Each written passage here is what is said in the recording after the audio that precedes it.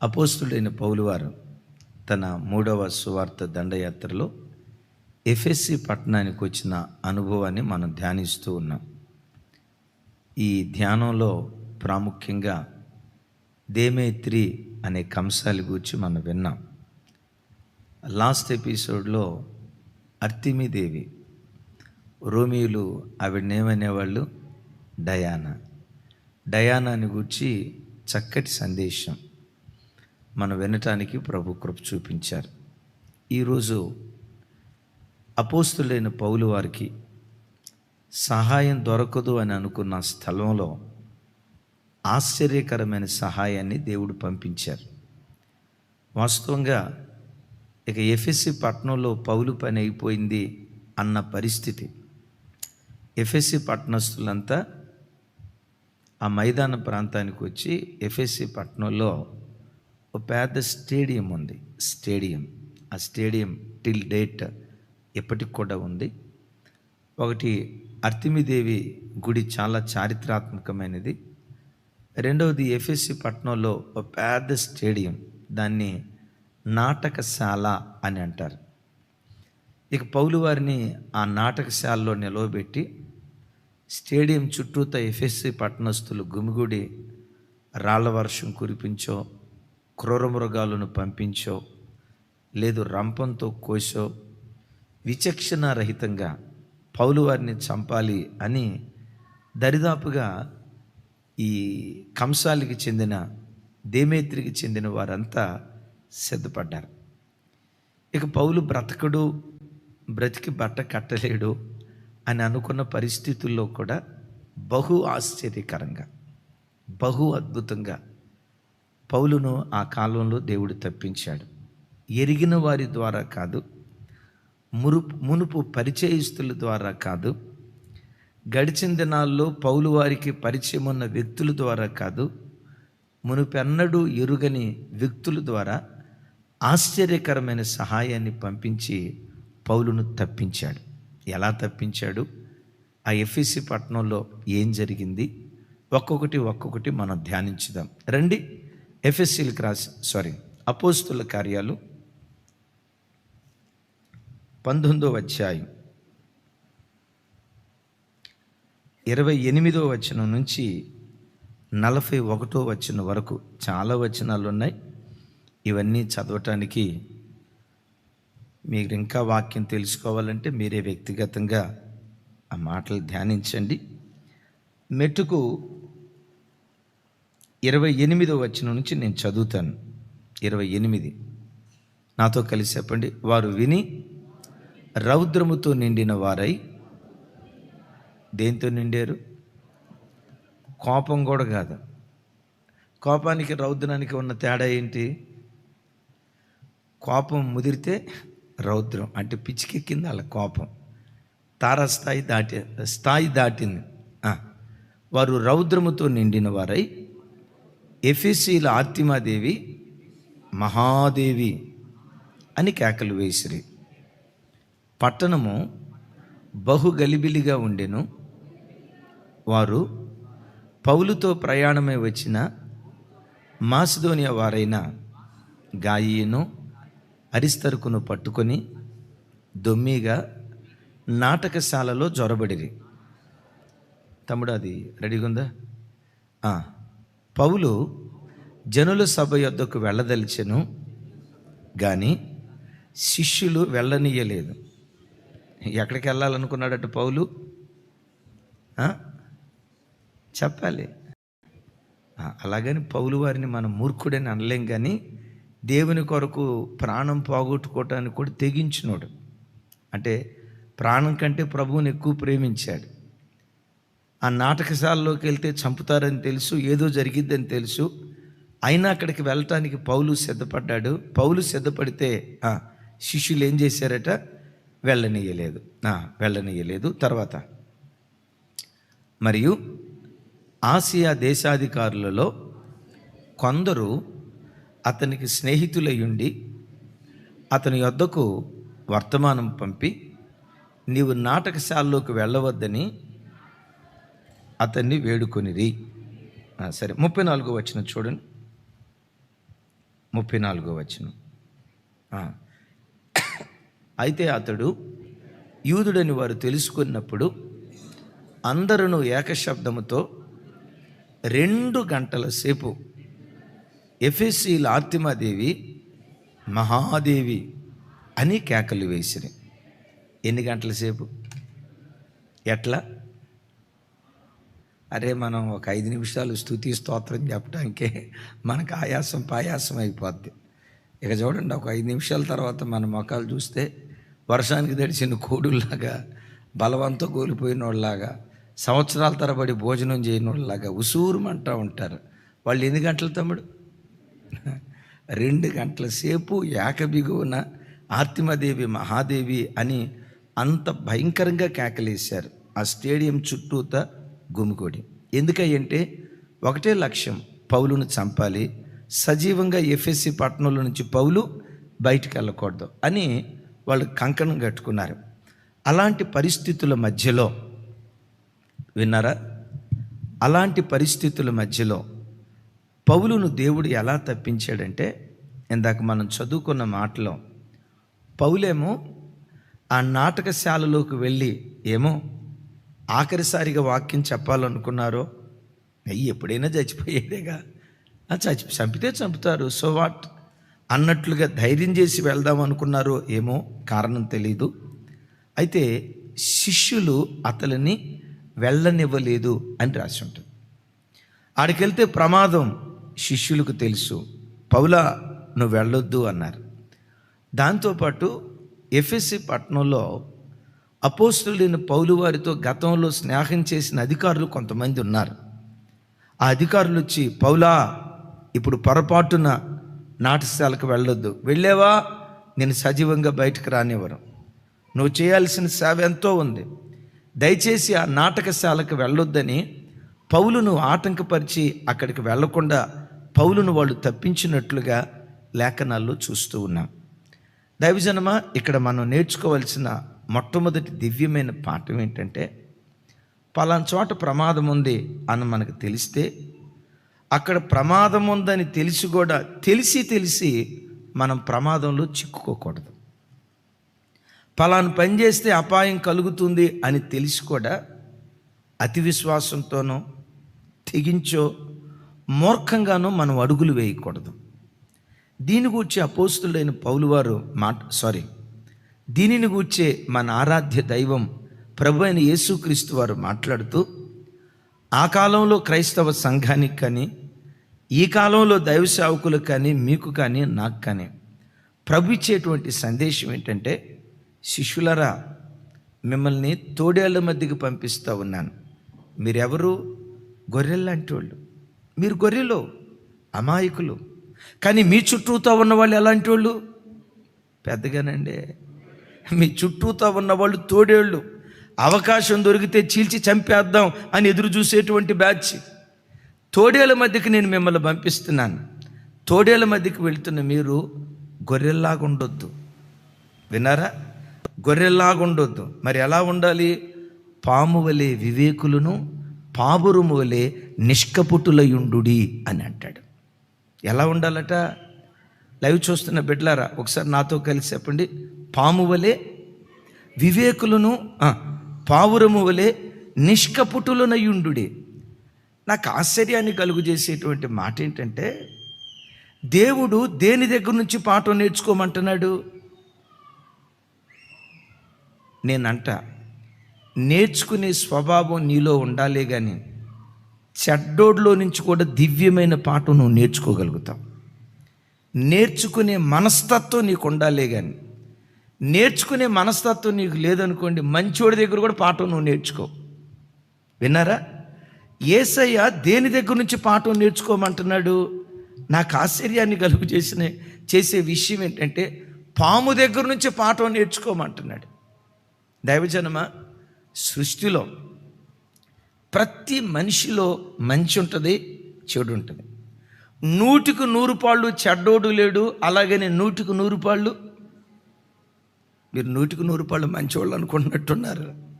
ఎవడో లేడు ఈ సృష్టిలో. 100కు 100 పాళ్ళు మంచితనం కలిగిన ఒకే ఒక్క వ్యక్తి, మన ఆరాధ్య దైవం ప్రభు అయిన యేసుక్రీస్తు వారు తప్ప 100% మంచితనం కలిగిన వాడు ఎవ్వడూ లేడు.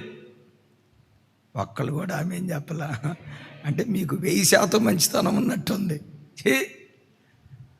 100% మంచితనం కలిగిన ఒకే ఒక్క వ్యక్తి యేసయ్య ఒక్కడే. అయితే అలాగని 100% చెడ్డోడు ఎవరు లేరు. ప్రతి వ్యక్తిలో మనం పాఠం నేర్చుకోవాలి. దీని గురించి ఒక గొప్ప భక్తుడు ఏం చెప్తాడంటే, ఆ రోజుల్లో ఒక ఆయన ₹1,00,000 పెట్టి మాలీ గేదెను కొన్నాడట. ఏదండి? ఎంత?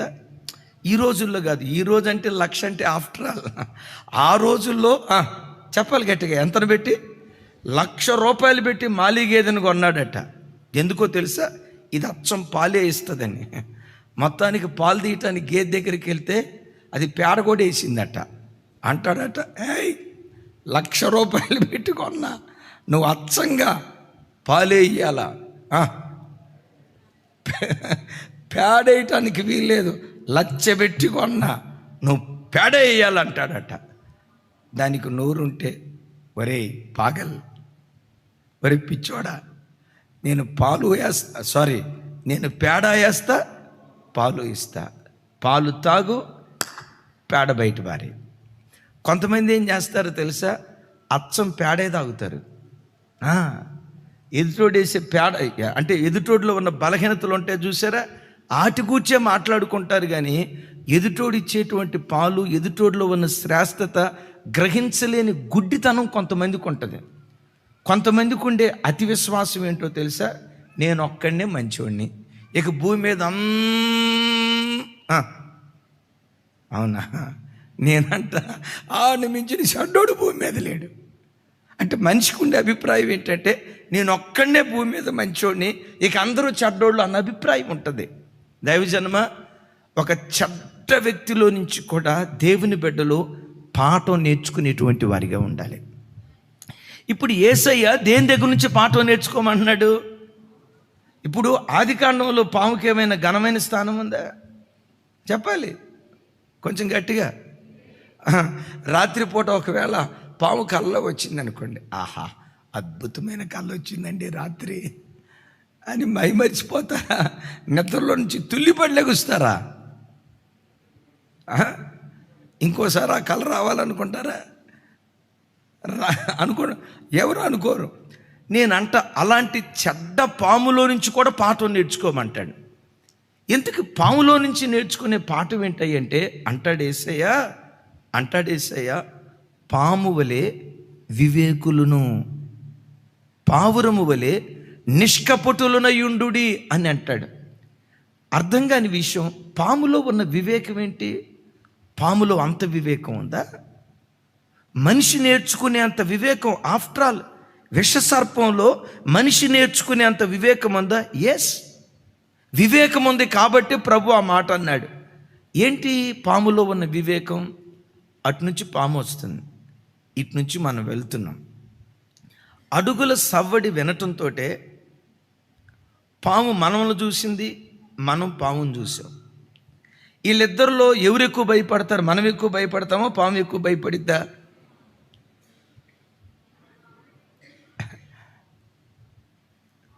రామారావు అన్న పేరులో రామారావు ఉండి ఉండొచ్చు, ఎవరు భయపడతారు? చూడండి, మన అడుగుల శబ్దం పాము వినటంతో దాని చర్మపు స్పర్శ ద్వారా శబ్దాలు వినగలుగుతుంది. దానికి చెవులు లేవు, వాస్తవమే, కానీ శబ్దాన్ని గ్రహించగలుగుతుంది. అడుగుల సవ్వడి వినటంతో అదేం చేస్తుందో తెలుసా? జర్రున పొదల్లోకి జారుకుంటుంది, మరుగైన స్థలాల్లోకి జారుకుంటుంది. అయ్యో మనిషి వస్తున్నాడు అని వెంటనే ఏదో ఒక రహస్య స్థలాల్లో తలదాచుకోవటానికి అది ప్రయత్నం చేస్తుంది. నేనంట పాముని చూస్తే, మనిషిని చూస్తే పాము ఎంత భయపడిందో నాకు తెలియదు, కానీ ఆ పాముని చూస్తే మనిషి మాత్రం భయపడటం కాదు, బీపీ 290కి పోతుంది కాదా? గడగడ గడగడ గడగడ వణుకుతారు. అమ్మో అది విషసర్పమేమో, నాగరాజు గడికి విషసర్పమేమో కాటేస్తుందేమోనని గడగడ మనం భయపడతాం కదా. మనం భయపడిన విషం, దానిలో ఉన్న మనల్ని చంపగలిగే శక్తి సామర్థ్యాలు అది కలిగి ఉన్న మనిషి అడుగుల సవడి వినటంతో అమ్మో అపాయం రాబోతుందని వెంటనే అది తన మార్గాన్ని మార్చుకుంటుంది. క్రైస్తవ జన్మ ఆ వివేకం నీకుంటే, ఇదిగో ఈ అబ్బాయితో పదే పదే మాట్లాడుతూ ఉంటే నేను శోధనలో పడిపోతా, ఇది నాకు ప్రమాదం, ఆ వివేకం నీకుండాలి.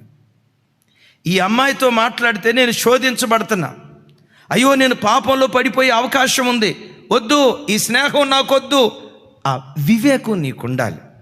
ఈ పుస్తకం చదివితే, వీళ్ళతో స్నేహం చేస్తే, ఈ స్థలానికి వెళ్తే, వీళ్ళతో కూర్చొని మాట్లాడుతూ ఉంటే ఈ సంభాషణ నన్ను అపవిత్రపరుస్తుంది, కనుక ఈ అపవిత్రమైన స్థలాలకు నేను వెళ్ళకూడదు అనే వివేకం ప్రతి క్రైస్తవుడు తన జీవితంలో కలిగిన వాడిగా బ్రతికితే, అట్టి క్రైస్తవుడు ఎన్నడూ ఎప్పుడు తన కాలు జారకుండా క్రీస్తు అనే బండ మీద స్థిరంగా నిలవబడటానికి దేవుడు కృప చూపిస్తాడు. యేసయ్యకి మహిమ కలుగును గాక. బైబిల్లో ఒక చోట ఏమని రాసి ఉంటుందంటే, అపాయము వచ్చుట చూచి బుద్ధిహీనుడు దాక్కుంటాడట. ఏం చేస్తాడు? అంతేనా ఉంది? అంతేనా? బుద్ధిహీనుడు దాక్కుంటాడా? చూడండి సామెతల గ్రంథం, సామెతల గ్రంథం 22వ అధ్యాయం 3వ వచనం. సామెతల గ్రంథం 22వ అధ్యాయం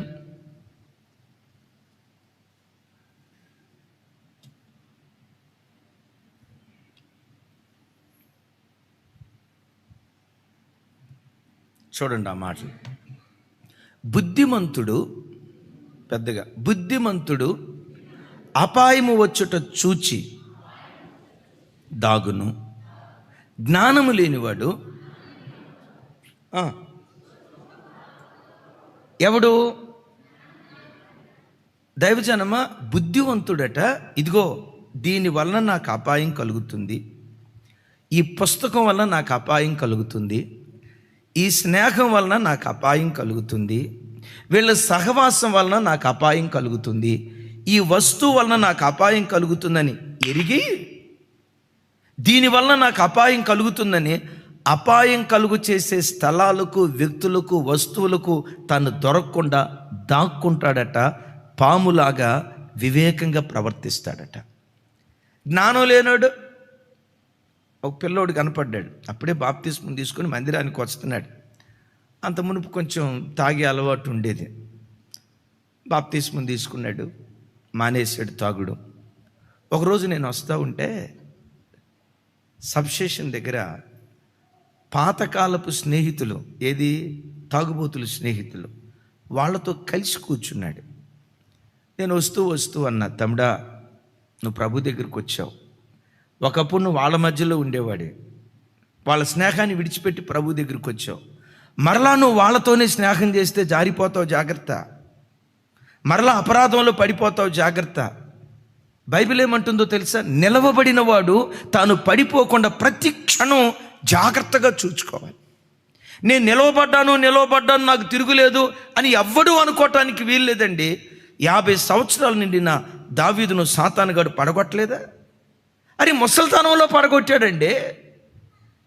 బాల్య దినాల్లో గట్టిగానే ఉన్నాడు, యవన వయసులో గట్టిగానే ఉన్నాడు, నడి వయసులో గట్టిగానే ఉన్నాడు. వృద్ధాప్యానికి వచ్చినప్పుడు దావీదు పడిపోయాడు. దావీదు జీవితం మనకు నేర్పే పాఠం ఏంటో తెలుసా? నిలవబడిన వాడు చనిపోయే ఆఖరి క్షణం వరకు తాను పడిపోకుండా జాగ్రత్తగా చూసుకోవాలని వాక్యం రాసింది. తమ్ముడు, గడిచిన దినాల్లో వాళ్ళతోనే తిరిగావు, మరలా వాళ్ళతోనే నువ్వు తిరిగితే మోసపోకుడి, దుష్ట సాంగత్యం మంచి నడవడిని చెరుపుతుంది. అంటే దుష్ట సాంగత్యంలో అపాయం ఉందని వాక్యం అంటుంది, చెడ్డ స్నేహంలో అపాయం ఉందని వాక్యం అంటుంది. నువ్వు మంచోడివే, నువ్వు దేవుని కొరకు బ్రతకాలనుకున్నావు, బ్రతకాలనే బాప్తిస్మం తీసుకున్నావు, కానీ నీ స్నేహం సరైంది కాదు, జాగ్రత్త, వాళ్ళతో స్నేహం చేయొద్దు తమ్ముడు. అంటే ఏమన్నాడు తెలుసా? అన్నయ్య నాకు సెల్ఫ్ కంట్రోల్ చాలా ఎక్కువ అన్నయ్య అన్నాడు. మరి ఇట్లాంటి మాటలు చెప్పిన వాళ్ళు ఎంతోమంది పడిపోయారు నాయన. సెల్ఫ్ కంట్రోల్, ఏ దావీదు కంటే సెల్ఫ్ కంట్రోల్ కలిగినోడువా? లేదన్నయ్య, ఇప్పటికి ఆల్రెడీ 2-3 సార్లు వాళ్ళతో కలిసి బార్ షాప్కి వెళ్ళాను అన్నయ్య, నా కంట్రోల్ పవర్ టెస్ట్ చేసుకోవటానికి. ఏం టెస్ట్ చేసుకోవటానికి? నా కంట్రోల్ పవర్ టెస్ట్ చేసుకోవటానికి వాళ్ళతో పాటు బార్ షాప్కి వెళ్ళాను అన్నయ్య. వాళ్ళు బ్రాందీ విస్కీ తాగారు, కానీ నేను మాత్రం గ్లాసులో థమ్సప్ పోసుకొని తాగాను అన్నయ్య. ఎంత కంట్రోల్ ఉందో చూడు అన్నయ్య అన్నాడు. వాక్యం ఏమంటుందో తెలుసా?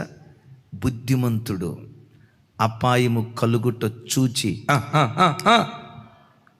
చెప్పాలి, బుద్ధివంతుడు అపాయము కలుగుట చూచి. అందుకని యేసయ్య అంటాడు, నేను మిమ్మల్ని తోడేళ్ళ మధ్యకి పంపించా. ఆ తోడేళ్ళ స్వభావం ఏంటో తెలుసా? ఇదిగో వీడు తాగుడు మానేశాడు, వీడు నీతిగా బ్రతుకుతున్నాడు, మరలా వీడిని ఎట్లాగైనా చెడగొట్టాలి. వీళ్ళు ఆదివారం మందిరానికి వెళ్తున్నారు, మా పిల్లలు ఇంత నీతిగా బ్రతకట్లా, వీళ్ళ పిల్లలు నీతి తప్పి ప్రవర్తించేటట్లుగా మేము ఏదో ఒకటి చేయాలని తోడేళ్ళ లాంటి మనుషులు మన మీద విషం జిమ్మేటువంటి వ్యక్తిత్వం కలిగిన వాళ్ళుగా ఉంటారు. ఏం చేయాలి? అలాంటి వ్యక్తుల మధ్యలో పాము వలె మన వివేకంగా బ్రతుకుదుముగాక. గట్టిగా చెప్తాం ఆమేన్. అడుగుల సవ్వడి వినటంతో చెప్పండి, పాము ఏం చేస్తుంది? మనం వాటి నుంచి వస్తున్నాం, సర్పం ఇటు నుంచి ఎదురు వస్తుంది. మన అడుగుల సవ్వడి వినటంతో ఎట్లా తలాడుస్తా, రారా చూసుకుందాం, నీ ప్రతాపం ఏంటో నా ప్రతాపం ఏంటో, రారా చూసుకుందాం అని ఎట్లా అంటదా? అందదు. మరలా నా వైపు చూడు, అడుగుల సవ్వడి వింటే చాలు పదుల్లోకి జారుకుంటుంది. ఇది నా కళ్ళతో చూసా నేను. ఏమంటారు? ఐ విట్నెస్ అంటారు కదా, ఐ విట్నెస్.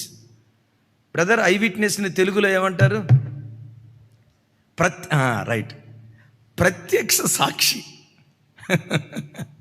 నేను నా చిన్నతనంలో ప్రత్యక్ష సాక్షినండి. మా తల్లి చెప్పారు, నాన్న వాళ్ళ ఇంటికి వెళ్ళి కాస్త నెయ్యి తీసుకురా అని పంపిస్తున్నారు. నాకు గుర్తుండి 6-7 తరగతులు, అంతే, 6-7 తరగతులు. మా ఇల్లు దాటి ఆ పక్కంటి ఇంటికి వెళ్ళిపోయేటప్పుడు మా ఇంటి తడికల మీద లబ్బర్ సొవలతో ఆ రోజుల్లో తడికలు వెళ్ళేవాళ్ళు.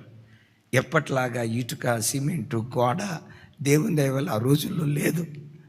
ఈ తడికలతో రబ్బర్ సొవలతో తడికలు వెళ్ళేవాళ్ళు. ఆ తడికల మీదుగా పాము అట్లా అంటే పాకుతా ఇంట్లోకి రావాలి. అసలు ఆ పాము ఎట్లా మెరుస్తుందంటే అప్పుడే సర్ఫ్ ఎక్సెల్తో స్నానం చేసినట్టుగా తలమని మెరుస్తుంది. నేను మహాధైర్యవంతుడమ్మా, నాకు పాములన్నా కప్పలన్నా ఎలుకలన్నా అస్సలు భయం ఉండదు.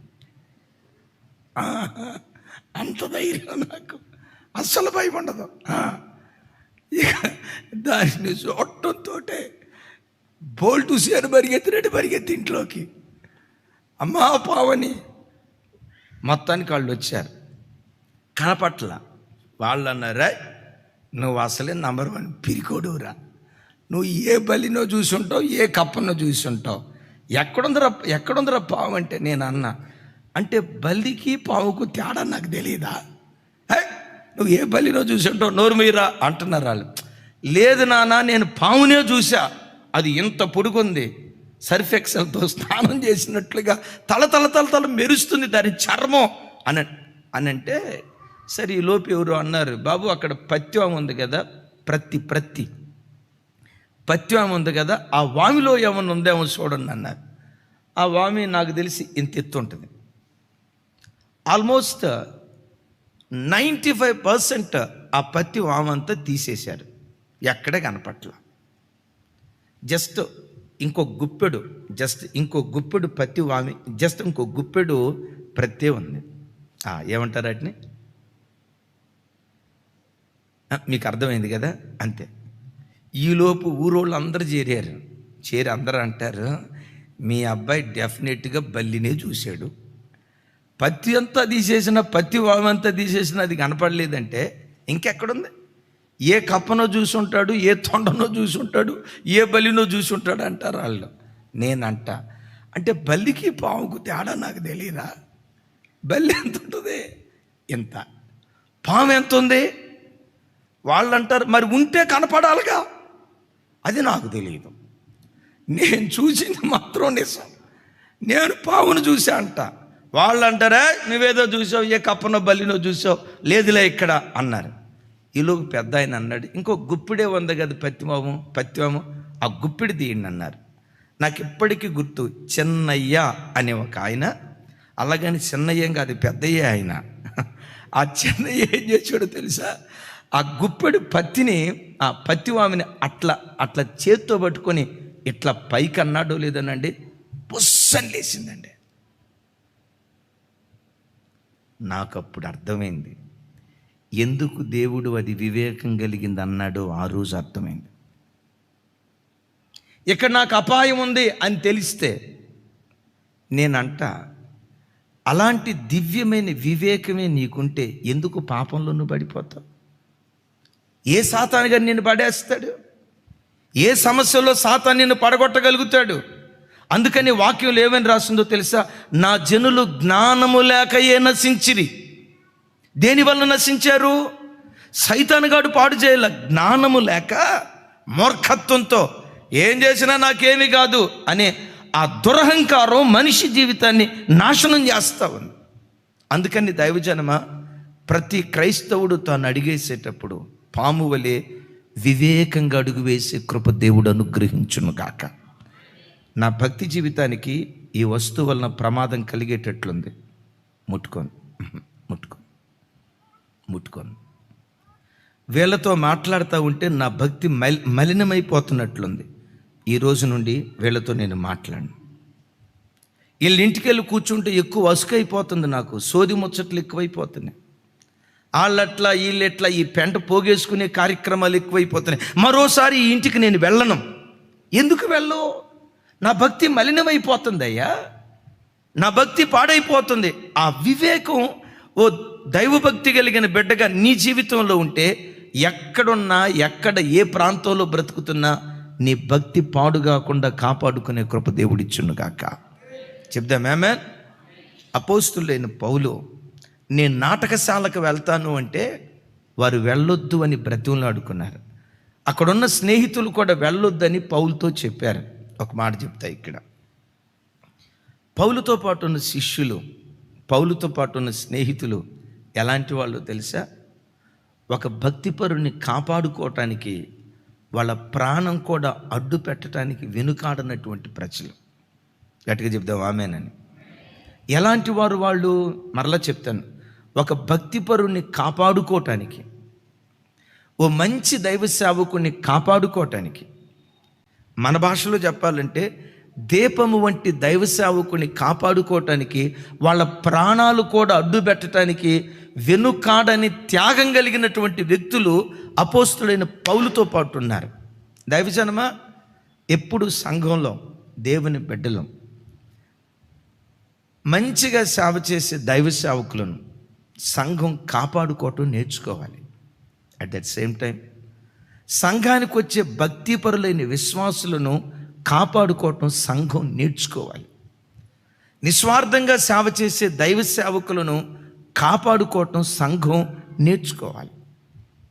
ప్రార్థనాపరులైన తల్లులను, ప్రార్థనాపరులైన విశ్వాసులను కాపాడుకోవటం సంఘం నేర్చుకునేటువంటిదై ఉండాలి. ఎందుకు భక్తిపరులను మనం కాపాడుకోవాలి? భక్తుడైనటువంటి దావీదు గారు కీర్తనలో ఇలా అంటాడు, నేను ఇలాగందును, భూమి మీద భక్తులే శ్రేష్ఠులు, వారు కేవలము నాకు ఇష్టులు అంటాడు. నాతో కలిసి మాట చెప్తారా? నేను ఇలాగందును, భూమి మీద భక్తులే శ్రేష్ఠులు, వారు కేవలము నాకు ఇష్టులు. ఇంకోసారి అందామా? నేను ఇలాగందును, భూమి మీద కోటీశ్వరులే శ్రేష్ఠులు, లక్షాధిపతులే శ్రేష్ఠులు, సాఫ్ట్వేర్ ఇంజనీర్లే శ్రేష్ఠులు, 7 అంతస్తుల భవంతి కలిగిన వాళ్ళే శ్రేష్ఠులు, సెక్రటరేట్ ఆఫీసులో ఉద్యోగం చేసే వాళ్ళే శ్రేష్ఠులు, పోలీస్ డిపార్ట్మెంట్లో ఉద్యోగం చేసే వాళ్ళే శ్రేష్ఠులు, ఇన్కమ్ ట్యాక్స్ ఆఫీసులో పనిచేసే వాళ్ళే శ్రేష్ఠులు అని అన్నాడా దావీదు గారు? చెప్పండి, అన్నాడా? అల్లా. లేకపోతే రాజు కదా ఇలా అనాల, నేను ఇలాగందును, నేను రాజును కాబట్టి నా హోదాకు తగినట్లుగా ఇంకొక రాజే శ్రేష్ఠుడు అని అనాలి. అలా అనకపోయినా నా సైన్యాధ్యక్షుడే శ్రేష్ఠుడు, నా సైనికులే శ్రేష్ఠులు అనైనా అనాలి. కానీ దావీదు ఏమంటాడు తెలుసా? నేను ఎలాగందును, భూమి మీద భక్తులు శ్రేష్ఠులు, వారు కేవలం నాకు ఇస్తులు అంటాడు. గట్టిగా దేవునికి స్తోత్రాలు చెప్దాం. హల్లెలూయా. ఎవరిని శ్రేష్ఠులుగా ఎంచాడు? భక్తులను శ్రేష్ఠులుగా ఎంచాడు. దైవజనమ, భక్తులను, నిస్వార్థంగా సేవ చేసే దైవ సేవకులను వాళ్ళు దీపం వంటివారు.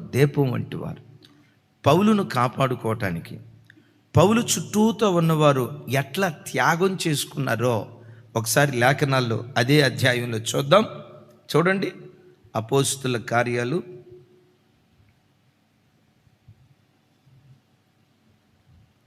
19వ అధ్యాయం 21, 22 వచనాలు. తమ్ముడు,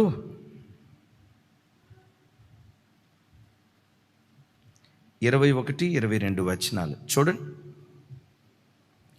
ఎలాగూ జరిగిన తర్వాత పౌలు మాసిదోనియా, అకయ దేశముల మార్గమున వచ్చి యెరూషలేమునకు వెళ్ళవలెనని మనస్సులో ఉద్దేశించి, నేను అక్కడికి వెళ్ళిన తర్వాత రోమా కూడా చూడవలెనని అనుకొనెను.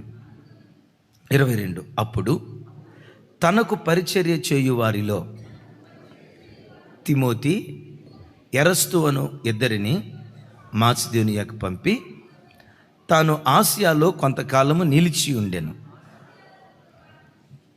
ఇక్కడ దేవుడు వాడిన పదజాలం చూడండి. పౌలు ఎఫెసీ పట్టణం నుంచి నెక్స్ట్ ఎక్కడికి వెళ్ళాలనుకున్నాడు? మాసిదోనియా ప్రాంతానికి వెళ్ళాలనుకున్నాడు. తాను అక్కడికి వెళ్ళక మునిపే అక్కడన్ని ఏర్పాట్లు చక్కదిద్దటానికి 2 యవనస్తులను పంపించాడు. ఎవరెవరిని? తిమోతిని, ఎరస్తుని. చెప్పండి. తిమోతిని, కొంచెం పెద్దగా. తిమోతి ఎరస్తును గూర్చి అక్కడ వాడబడిన పదజాలం, భక్తుడు లోక వాడిన పదమేంటో తెలుసా? చూడండి. తనకు పరిచర్య చేయు వారిలో. వీళ్ళిద్దరూ ఎవరికి పరిచర్య చేయటానికి నియమించబడ్డారు? అపోస్తులుడైన పౌలుకు పరిచర్య చేయటానికి నియమించబడ్డారు. పౌలేమో దేవునికి పరిచర్య చేయటానికి నియమించబడ్డాడు. వీళ్ళిద్దరేమో పౌలుకు పరిచర్య చేయటానికి నియమించబడ్డారు. అంటే ఈ ఇద్దరు యవనస్తుల నిర్ణయాలు ఏంటో తెలుసా? మా బ్రతుకు కాలం అంతా పౌలయ్య సేవ చేస్తే దేవుని సేవ చేసినట్లే. పౌలుకు పరిచర్య చేస్తూ బ్రతికితే మేము దేవుని పరిచర్య చేసినట్లే. నిలవబడి ప్రసంగం చేసే అవకాశం మాకు రాకపోయినా పర్వాలేదు, సంఘాలు కట్టి అవకాశం లేకపోయినా పర్వాలేదు, నిలవబడి పాటలు పాడే అవకాశం మాకు రాకపోయినా పర్వాలేదు, పౌలయ్య బట్టలు ఉతుకుతా బ్రతుకుతాం. అదే మాకు దేవుని సేవ. పౌలయ్యకు ఒక ముద్ద అన్నం వండి పెడతాం. అదే మాకు దేవుని సేవ. పౌలయ్య నిద్రపోతా ఉంటే వృద్ధాప్యానికి వచ్చాడు కదా, ఆయన కాళ్ళకు పరిచర్య చేస్తూ ఉంటాం. అదే మాకు దేవుని సేవ. పౌలేమో దేవుని సేవ చేస్తూ ఉంటే తిమోతి, ఎరస్తు ఎవరికి సేవ చేశారట? నాకు ఈ మాట చదివినప్పుడల్లా ఓసారి సిద్దిపేట ప్రకాష్ గారని గొప్ప దైవజనులు, ఆయన నాకు తెలిసి ప్రపంచ దేశాలంతా తిరుగుతూ దేవుని సేవ చేస్తారు. ఈ ఊరు ఆ ఊరు ఎప్పుడు తిరుగుతూ ఉంటారు. చాలా నిస్వార్థమైనటువంటి సేవకులు. ఒకరోజు సరదాగా వాళ్ళ భార్యను, అమ్మగారిని అన్నారట, ఇదిగో నేను పరలోకానికి వెళ్ళిన తర్వాత దేవుని ఎదుట అతిశయంగా చెప్తా, ప్రభా నీ కొరకు నేను అంత సేవ చేశా, ఆ ఊరు వెళ్ళా, ఈ ఊరు వెళ్ళా, అన్ని ప్రసంగాలు చేశా, ఇన్ని ప్రసంగాలు చేశా, ఎంతోమంది ఆత్మలకు వాక్యం చెప్పా, ఇన్ని వేల మందిని నీ తట్టు త్రిప్పా, నీ కోసం ఇంత సేవ చేశా అని నేను చెప్పుకుంటా. ఆ అమ్మగారితో అన్నాడట, మరి నువ్వు చెప్పుకోవటానికి నీకేముందే? నువ్వెప్పుడు ఇంట్లోనే ఉంటావు కదా, నీవు చెప్పుకోవటానికి ఏముందంటే, ఆ అమ్మగారు అందంట, అయ్యా నీ సేవకుడు నీ సేవ చేశాడు, నేను నీ సేవకుడికి సేవ చేశానని చెప్పుకుంటాను అయ్యా అందట. నీ సేవకుడికి సేవ చేసుకుంటాను. తనకు పరిచర్య చేయువారిలో, తనకు పరిచర్య చేయువారి. దైవజన్మ, ఎప్పుడు సంఘం మంచి దైవ సేవకులను కాపాడుకోవటం నేర్చుకోవాలి. మంచి దైవ సేవకులను దేవుని వాక్యం వాళ్ళని ఏమంటుందో తెలుసా? దీపం వంటి వారు, దీపం వంటి వారు. దావీదు భక్తుడు వృద్ధాప్యానికి వచ్చిన తర్వాత చూడండి ఆ మాట ఒకసారి. సమూయేలు దినవృత్తాంతాలు మొదటి గ్రంథం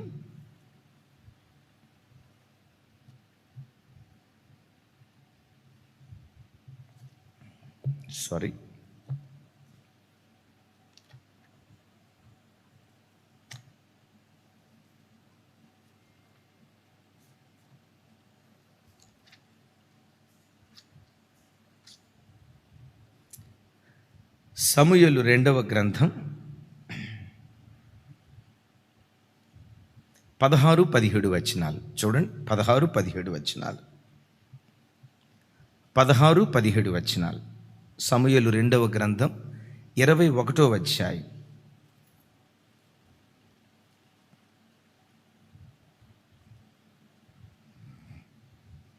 నాతో కలిసి చెప్పండి. అప్పుడు రెఫాయీల సంతతి వాడగు ఇష్బీబెనోబా అను ఒకడుండెను.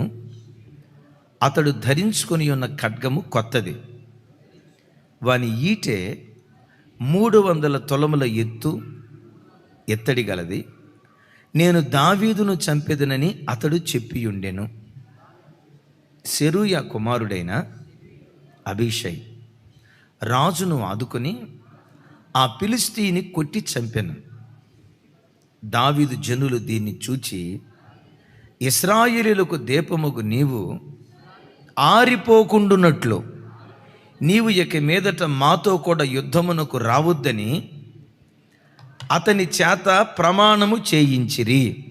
చప్పటి కొడితే యేసయ్యకు స్తోత్రాలు చెప్తా. చూసారా, దావీదుతో పాటు ఉన్న సైన్యం ఎలాంటి వాళ్ళు అంటే, ఆ ఫిలిష్తీయుడట దావీదును చంపాలని ఒక కొత్త ఈట తయారు చేశాడట. It's meant for king David. దావీదు కోసమే స్పెషల్గా ఆ కత్తి తయారు చేసి ఉంచాడు. దావీదునే వేయాలి. నేను ఎప్పుడు చెప్తా కదా, సైతాను గారి లక్ష్యం ఎప్పుడు సంఘానికి కాపరులుగా దైవ సేవకులుగా ఎవరుంటారో వాళ్ళ మీదే వాడు దాడి చేస్తాడు. ఎందుకు? కాపరిని కొడితే గొర్రెలని. ఈ ఫిలిష్తీయుడి టార్గెట్ కూడా సైనికులను చంపాలని కాదు, సైన్యాధ్యక్షుడిని చంపాలని కాదు, ఏకంగా రాజునే వేయాలి. వాడి లక్ష్యం, వాడి టార్గెట్ అది. ఈ సంగతి ఇతడు ఎరిగి అంటాడు, నాయనా దావీదా, నువ్వు ఇక మీద యుద్ధానికి రావద్దు. ఎందుకో తెలుసా? దేశానికి నువ్వు దీపం వంటి వాడివి. మాలాంటి వాళ్ళు ఎంతమంది చచ్చిపోయినా పర్వాలా, అయ్యా నువ్వు బ్రతికుండాలి. నువ్వు దేశానికి దీపం వంటి వాడివి. నువ్వు మాతో యుద్ధానికి రావద్దని చెప్పండి. ఏం చేసుకున్నారట? ఆ స్థానంలో వేరే వాళ్ళు ఉంటే ఏమైనా వాళ్ళు తెలుసా? అంటే నీదొక్కడిదే నా ప్రాణం, ఏమ్మా చెప్పాలా? మాది ప్రాణం కాదా? నువ్వేమో ఇంట్లో తొంగోవాలా? మేము యుద్ధానికి వెళ్ళి కచ్చాడిచ్చి యుద్ధ భూమిలో చావాలా? మేము సచ్చి బ్రతికి పోరాడితే నువ్వు జయం పొందినట్లుగా రాజుగా సింహాసనం మీద ఎక్కుతావా? నువ్వు రాజుగా ఉండాలంటే మాతో పాటు యుద్ధానికి రావాల్సిందే అని సహజంగా అనేవాళ్ళు. దైవజనమా, ఎప్పుడు సంఘం ఒక మంచి సంఘాన్ని ఎన్నుకోండి. నామకార్థ సంఘాలను ఎన్నుకోవద్దు. స్వస్థతల గెస్తతలని అలాంటి బురిడి మాటలు చెప్పే సంఘాలను ఎన్నుకోకుండా నిస్వార్థంగా దేవుని వాక్యం చెప్పే పవిత్రమైన సంఘాలను ఎన్నుకోండి. ఆ సంఘాలను నడిపించే సేవకులు దేశానికి దీపం వంటి వాళ్ళు. వాళ్ళను కాపాడుకోవటం సంఘం నేర్చుకున్నాను గాక.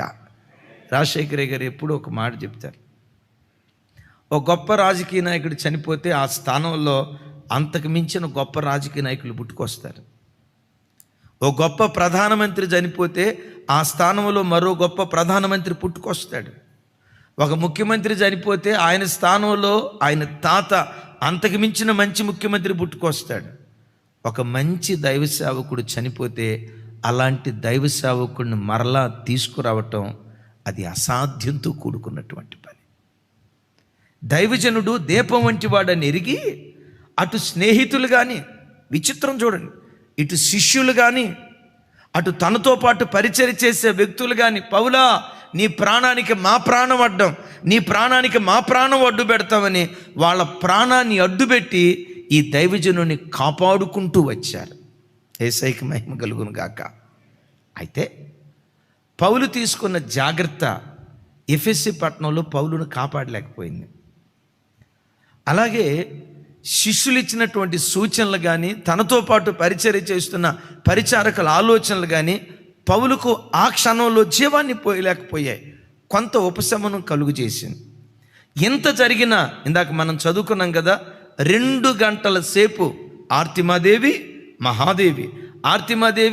మహాదేవి ఇదిగో మా దేవుని ఇతను దూషించాడు, ఇతన్ని చంపితే కానీ మేము విశ్రమించం, మొద్దన్నం తినం, మేము రెస్ట్ తీసుకోమని చెప్పి 2 గంటల సేపు ఏక బిగువున నోటుకొచ్చినట్టు వాళ్ళు మాట్లాడుతున్నారు. 2 గంటల సేపు అంత అల్లరి జరిగిందంటే దైవజనమా, పౌలు ఓ రకంగా నేను అనుకుంటా బిక్కుమంటే అక్కడ కూర్చొని ఉంటాడు. ఇక మనం ఏం చేయలేమురా, మనం ఉంది నలుగురు లేదు ఒక 10 మంది, పట్టణం అంతా ఒకటైపోయింది, 10 మంది మనం ఉన్నాం, ఇక అయిపోయిందిరా, దొమ్మిగా మన మీద పడతారా, ఇక చంపేస్తారా, మరొక అవకాశం లేదురా అన్నట్లుగా నేను అనుకుంటా దరిదాపుగా నిరీక్షణ కోల్పోయిన పరిస్థితి. దైవజనమ చూడండి, మన జీవితాల్లో కూడా కొన్ని సందర్భాల్లో దేవుడు నిరీక్షణ కోల్పోయే స్థితి వచ్చేదాకా దేవుడు మౌనంగా ఉంటాడు. అప్పుడు నువ్వు అనుకుంటావు, ఇక నాకు సహాయం దొరకదు, అయిపోయింది నా పని, చాప్టర్ క్లోజ్, ఈ సమస్య నన్ను మింగేస్తుంది, ఈ వేదన నన్ను మింగేస్తుంది, ఈ శోధన నన్ను మింగేస్తుంది, దీనిలో నుంచి ఇక నేను బయటికి రాలేను. నేనంట అగ్ని మంటల్లో పడక మునుపైతే దేవుడు నన్ను కాపాడతాడనే విశ్వాసం ఉంటుంది. అగ్ని మంటల్లో పడిన తర్వాత ఇంకెక్కడ విశ్వాసం? సింహాల బోన్లో పడక మునుపైతే విశ్వాసం ఉంటుంది, సింహాల బోన్లో పడేటప్పుడు ఇంకెక్కడ విశ్వాసం ఉంటుంది? అయిపోయానురా నా పని అనుకుంటాం. అయితే విచిత్రం ఏంటో తెలుసా, ఎప్పుడైతే నిరీక్షణ కోల్పోయే పరిస్థితులు నీ బ్రతుకులు ఎదురవుతాయో అప్పుడే నిరీక్షణకర్తగా దేవుడు ప్రత్యక్షమై ఆ క్షణంలో దేవుడు అద్భుతం చేయటం ప్రారంభిస్తాడు. Praise the lord. అంటే దేవుడు కొన్నిసార్లు ఎప్పుడు అద్భుతం చేస్తాడంటే సస్పెన్షన్లో పెట్టి అయిపోయిందిరా నా పని, మలుపులు గిలుపులు తిరుగుతూ ఉంటాయి. నువ్వు అనుకుంటావు ఇక అయిపోయింది, ముసుకేసుకొని ఏడుస్తావు. ఆ ఏడ్చేటప్పుడు కూడా నీ ఊహల్లోకం ఎట్టుంటుందో తెలుసా? నువ్వు చచ్చిపోయినట్టు, తెల్లబట్ట కప్పినట్టు, సమాధి పెట్టిలో పండుకోబెట్టినట్టు, చుట్టూత ఇంటిల్లపాది అయ్యా పోయావా అని ఏడుస్తున్నట్టు, దీంతోపాటు సమాధి పెట్టి పైకి లేపినట్టు, ఆ సమాధి పెట్టి అనక మనోళ్ళంతా ఎంటబడతా ఏడుస్తున్నట్లు, అబ్బాబ్బాబ్బా సమాధి కార్యక్రమం దాకా తీసుకెళ్తాడు సైతాన్గా. దేవుడు కూడా కొన్నిసార్లు విచిత్రం ఏంటో తెలుసా, సస్పెన్షన్లో పెట్టి ఇక అయిపోయిందిరా నా పని, నాకు నిరీక్షణ లేదు, ఆధారం లేదు అనుకుంటావు చూసావా? అప్పుడు ఆశ్చర్యకరమైన తన హస్తాన్ని చాపి రెప్పపాటు కాలములో దేవుడు మనకు విడుదల దయచేస్తాడు. అప్పుడు అనుకుంటావు, అబ్బా చిత్ర విచిత్రాలు చేసే దేవుడు అయ్యా, నువ్వు ఏదైనా చేయగలవయ్యా, సస్పెన్షన్లో పెట్టి ఆఖరి క్షణంలో అద్భుతం చేసేవయ్యని క్రొవ్విన దూడలాగా నువ్వు గంతులు వేయటం ప్రారంభిస్తావు.